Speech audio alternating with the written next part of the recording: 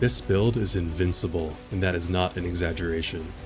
Here we are solo in a Master Nightfall, 25 power under the recommended, tanking all the damage from everything in the room, and we just don't care. What is going on, Guardians? Dorverich here, and in this video I will be showcasing an unkillable Berserker build that allows us to embrace the ultimate Titan power fantasy. We laugh in the face of incoming damage that would vaporize any other Guardian in the blink of an eye, while overpowering our enemies with overwhelming strength. It is important to understand how every piece of this build fits together to achieve this superhero-like strength, so make sure you watch to the end if you want to learn to become invincible. But before we dive into the build explanation, there's a sponsor on today's video. Who, you might ask? No, it's not a VPN, and it's not a new set of headphones either. Today's video is sponsored by my favorite mobile game, Raid Shadow Legends. Just for fun, I've made a list of my top 3 reasons to play Raid. Coming at number 3, we have the graphics. When I first downloaded Raid, I couldn't believe that a mobile game looked this good. In the number 2 spot, we have the endless content. Every single month, the team over at Raid comes out with new champions and new updates, so the game never gets stale. And finally, my number 1 reason to play Raid is the endless build crafting possibilities. With now over 700 unique champions to build your team from, the options are limitless. Raid Call of the Arbiter is in full swing now. To celebrate this epic limited series, Raid is adding some of the new characters from the series as champions you can play with in-game. The first one is Artak, a mighty orc warlord, and Artak is going to be available to everyone for free. All you have to do is log into Raid for 7 days between now and July 24th. If you've seen episode 1 of Call of the Arbiter, you'll definitely want this guy, and if you haven't seen it yet, go check it out, and then remember to log in for 7 days to get Artak. With all of this exciting stuff and more coming to Raid, if you haven't started playing yet, then what are you waiting for? Use my link in the description or scan my QR code to get insane bonuses. We're talking an epic champion knight errant and other useful things.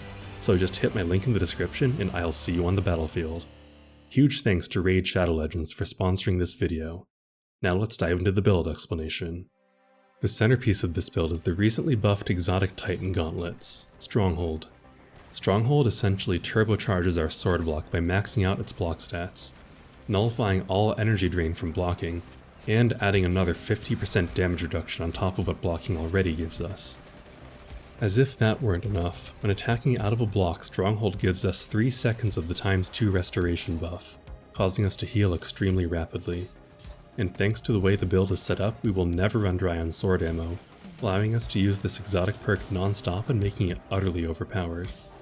Stronghold can be used with any subclass, but we're using it here with Strand for a few reasons, chief among them being the Strand-specific Woven Mail buff, which pushes our already huge damage reduction into the realm of pure insanity.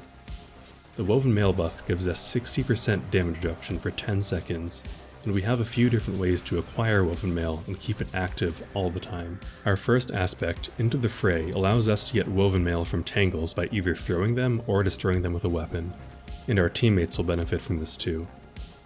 Tangles spawn every time we kill any Strand debuffed enemy with a 15-second cooldown.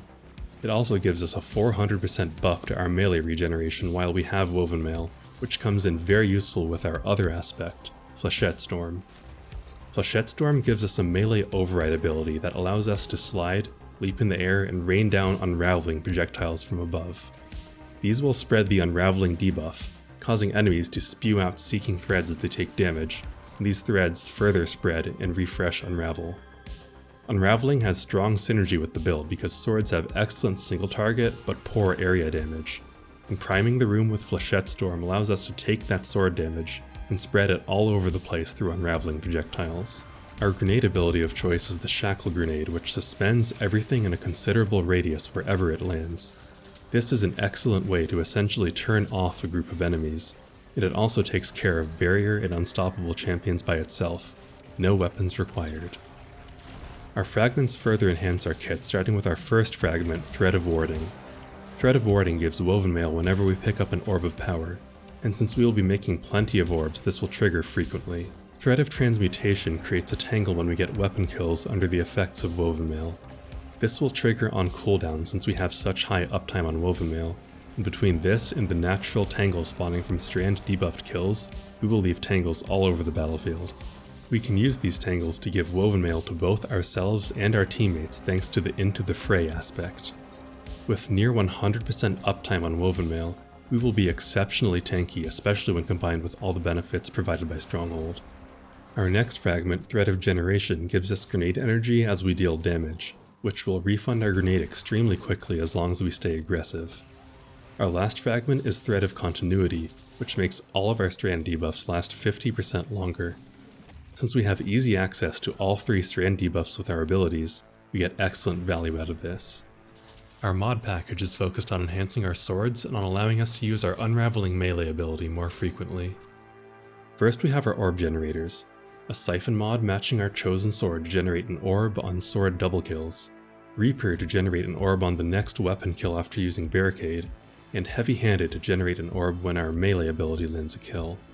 These orbs both give us Woven Mail through Thread of Warding and generate armor charge stacks, which are consumed by 2 copies of the matching Surge mod for a 17% damage bonus to our swords. This makes little difference against adds, but is quite noticeable against champions and the like, allowing us to burst them down with ease. Time Dilation extends our stack timer to 15 seconds per stack, allowing us to hold up to 45 seconds of this damage buff at a time. To ensure that we don't run out of sword ammo, we're using 2 copies of Heavy Ammo Finder for more ammo drops, and a matching Scavenger to get more ammo per pickup.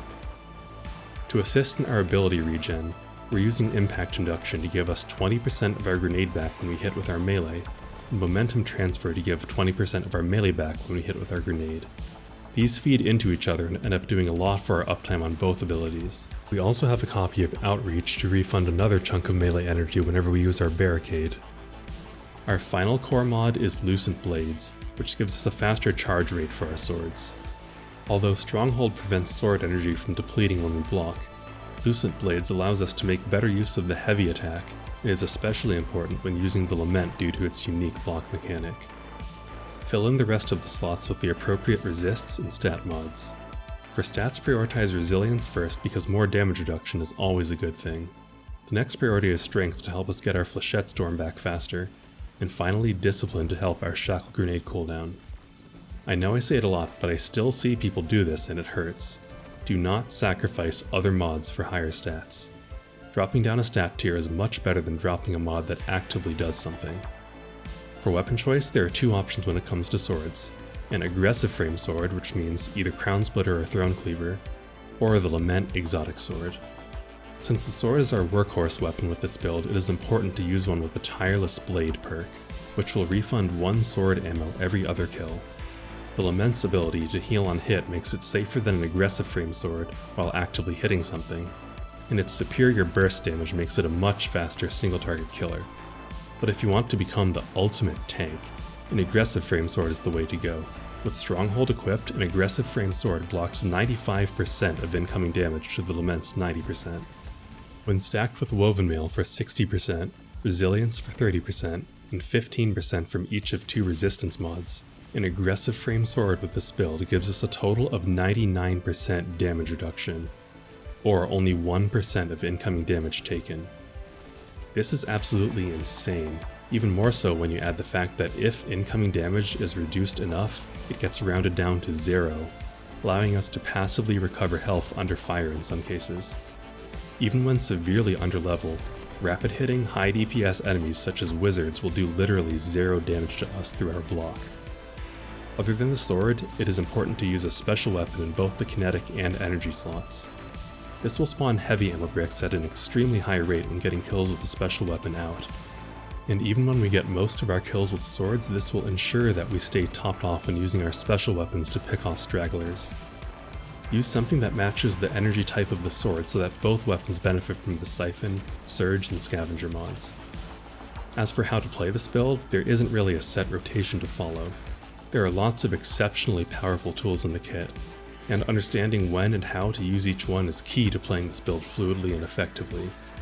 If you watched the whole video up to this point, you'll already have enough of an understanding to play this build effectively in most content, and with a little practice and experience, you'll be able to pull off more and more dangerous things until you become the invincible superhero of your fire team.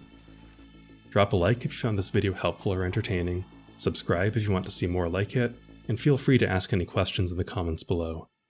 Thanks for watching, and I will see you in the next one, Guardians. Don't forget to use my Raid Shadow Legends link in the description for some insane bonuses and an epic champion.